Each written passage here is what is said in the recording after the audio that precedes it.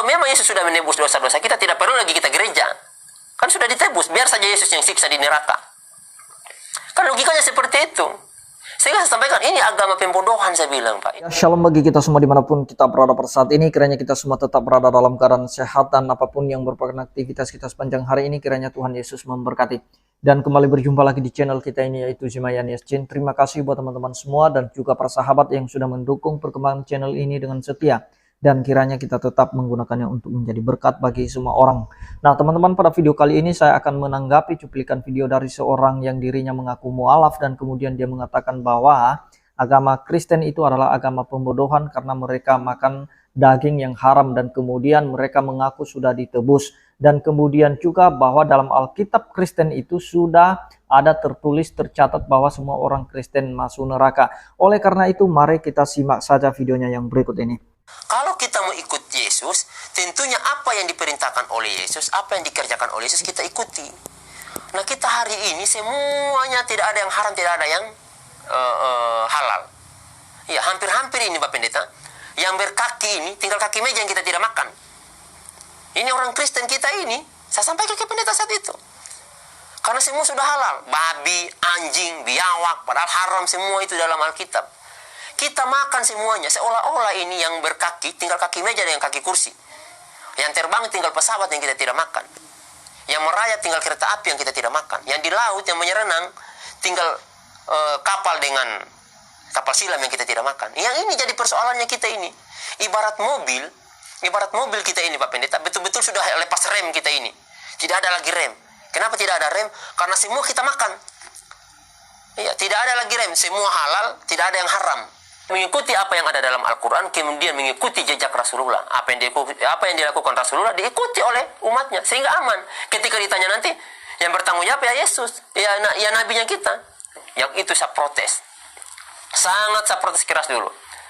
Yang katanya, kata Pak Pendeta saat itu, oh tidak begini, Jem.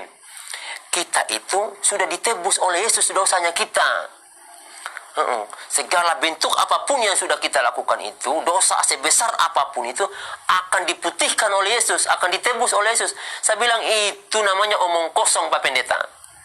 Masalahnya begini. Kita sekarang berbicara soal logika. Saya mencuri, Pak Pendeta masuk penjara. Kira-kira Pak Pendeta mau? Kan tidak mungkin itu. Saya yang mencuri, kok Pak Pendeta yang masuk neraka? Iya kan? Yesus yang akan menebus saya punya dosa. Kalau memang seperti itu, buat apa lagi kita pergi ke gereja? Iya kan? Buat apa lagi kita bantu orang? Ngapain kita lagi gereja, Pak Pendeta? Kalau memang Yesus sudah menebus dosa-dosa kita, tidak perlu lagi kita gereja. Kan sudah ditebus, biar saja Yesus yang siksa di neraka. Kan logikanya seperti itu. Sehingga saya sampaikan, ini agama pembodohan, saya bilang, Pak. Ini pembodohan. Ini sama saja kita dijerumuskan di neraka. Karena memang agama Kristen ini bukan agama yang dibawa oleh Yesus, sehingga semua ajarannya ajaran yang menjerumuskan ke dalam neraka. Lalu ketika saya berdebat bertanya kepada pendeta, kemana kita? Pak Pendeta, tempatnya kita itu kemana? Di surga apa neraka? Oh, katanya kita sudah dijamin oleh Yesus masuk neraka. Saya bilang tidak. Justru Yesus di dalam Alkitab ini menjelaskan bahwa orang Kristen itu masuk neraka. Saya tunjukkan dalilnya.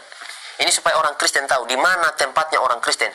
Jadi dua kitab yang mengatakan bahwa orang Kristen itu semuanya masuk ke dalam neraka. Sekarang saya tunjukkan dalilnya.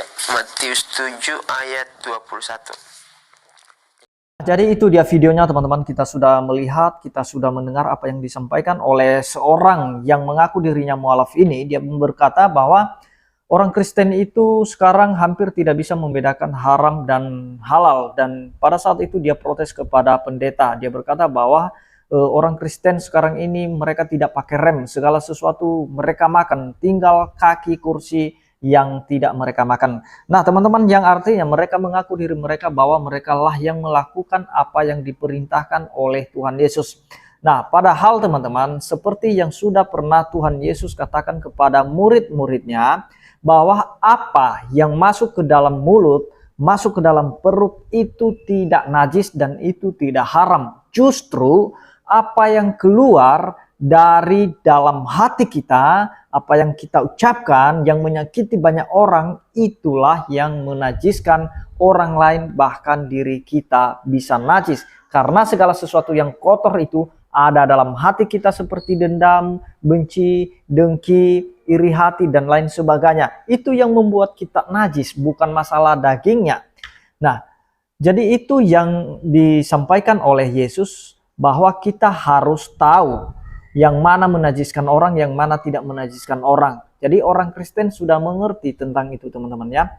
Dan kemudian teman-teman, kalau teman-teman perhatikan bahwa orang Kristen sekarang ini, mereka tidak menggantungkan keselamatannya kepada hukum Taurat. Karena orang Kristen diselamatkan bukan karena hukum Taurat itu, melainkan karena Yesus Kristus telah berkorban bagi orang-orang Kristen, bagi orang-orang yang percaya khususnya. Sebenarnya pengorbanan Kristus itu kepada semua orang, tetapi pada faktanya banyak orang yang menolak pengorbanan penebusan Kristus itu. Dan dia berkata bahwa kalau orang Kristen sudah ditebus oleh Yesus, maka untuk apa ke gereja? Untuk apalah berbuat baik? Kan dosa sudah ditebus. Nah, jadi ini mualaf ini dia tidak mengerti ajaran kekristenan sepenuhnya. Jadi sembarangan tafsir, sembarangan ngomong, sembarangan berucap. Nah, teman-teman, saya mau katakan, dan ini sudah beberapa kali saya sampaikan kepada teman-teman semua, bahwa kita itu ditebus oleh Yesus bukan untuk melakukan hal yang jahat, melainkan ketika kita sudah ditebus menjadi milik Kristus sepenuhnya, maka seluruh hidup kita, tubuh kita, kita harus persembahkan kepada Allah sebagai persembahan yang hidup. Kata firman Tuhan, gunakanlah tubuhmu untuk memuliakan Tuhan sebagai senjata kebenaran, bukan untuk melakukan kelaliman. Jadi ketika kita sudah ditebus oleh Kristus, menjadi milik Kristus, maka kita tidak perlu lagi untuk hidup di dalam dosa, hidup di dalam kejahatan. Kalau ada orang Kristen mengaku dirinya sudah percaya Yesus, sudah ditebus oleh Yesus, namun dia masih berbuat jahat, melakukan dosa, maka perlu dipertanyakan imannya. Nah, perlu dipertanyakan imannya, karena Kristen yang sejati, sekali lagi, Kristen yang sejati itu tidak hidup di dalam dosa lagi. Nah, tidak hidup di dalam dosa lagi, melainkan dia berusaha untuk mengejar kebenaran sebagai ucapan syukurnya karena dia sudah diselamatkan. Jadi kalau hari ini orang Kristen berbuat baik, itu karena sudah diselamatkan, bukan supaya diselamatkan. Karena sudah ditebus, sudah diselamatkan melalui pengorbanan Yesus Kristus. Dan apa kata Yesus kepada murid-muridnya? Jangan gelisah hatimu, jangan takut, jangan khawatir, sebab aku pergi untuk menyediakan tempat bagimu, supaya di mana aku berada, kamu pun berada di sana, kata Yesus. Dan dia berkata bahwa jalan menuju ke sana adalah aku sendiri. Karena akulah jalan kebenaran dan hidup. Karena tidak ada seorang pun yang sampai kepada Bapa kalau tidak melalui aku, kata Yesus. Dan yang ketiga teman-teman ya, ketika dia berkata bahwa orang Kristen semua sudah dicatat dalam Alkitab itu masuk neraka. Dengan dalil dia mengutip dari ayat Matius 7 ya. Tapi dia tidak membaca secara keseluruhan perikop itu teman-teman, ayat itu ya. Jadi teman-teman, apakah benar orang Kristen semua masuk neraka sesuai dengan ayat yang dia sebutkan tadi? Coba kita lihat konteksnya ya. Di dalam Matius 7 ayat 15 sampai seterusnya. Judul perikopnya saja di sini dikatakan hal pengajaran yang sesat. Nah, jadi ini perkataan Yesus kepada murid-muridnya pada saat itu. Di ayat 15 dikatakan di sana, waspadalah terhadap nabi-nabi palsu yang datang kepadamu dengan menyamar seperti domba, tetapi sesungguhnya mereka adalah serigala yang buas. Nah teman-teman, Tuhan Yesus mengingatkan kepada murid-muridnya, waspada, hati-hati. Nah, jaga-jagalah dirimu sebab ada nanti guru-guru palsu, ada nabi-nabi palsu. Siapakah nabi palsu yang menyamar menjadi domba, menjadi orang Kristen? Ya, itulah mereka seperti mualaf ini tadi, menyamar seolah-olah sudah mengikut Yesus, sudah mengikut perintah Yesus. Itulah guru palsu, itulah nabi palsu. Mereka mengaku sudah melakukan perintah Yesus. Nah, jadi kata Tuhan Yesus kepada murid-muridnya, waspada terhadap mereka, mereka menyamar. Nah, Jadi agak susah dibedakan kalau sudah menyamar ini teman-teman ya. Jadi ayat 16, dari buahnya lah kamu akan mengenal mereka. Dapatkah orang memetik buah anggur dari semak duri atau buah ara dari rumput duri? Demikianlah setiap pohon yang baik menghasilkan buah yang baik, sedang pohon yang tidak baik menghasilkan buah yang tidak baik. Nah, jadi jelas teman-teman apa yang disampaikan oleh Tuhan Yesus, waspada, ada guru palsu yang menyamar dan kamu harus kenali mereka. Dari mana kita kenal mereka? Dari buahnya. Karena orang Kristen yang sejati, orang Kristen yang benar-benar menjadi pengikut Kristus yang sejati, maka dia menghasilkan buah yang baik. Dan itulah sebabnya Yesus menggambarkan, memberi perumpamaan satu pohon, mengatakan bahwa pohon yang baik pasti menghasilkan buah yang baik, dan pohon yang tidak baik menghasilkan buah yang tidak baik, yang artinya bahwa guru-guru palsu itu pasti menghasilkan buah yang tidak baik karena mereka pohon yang tidak baik, sedangkan orang Kristen adalah pohon yang baik yang harus menghasilkan buah yang baik. Dan kemudian di ayat 18, tidak mungkin pohon yang baik itu menghasilkan buah yang tidak baik, ataupun pohon yang tidak baik itu menghasilkan buah yang baik.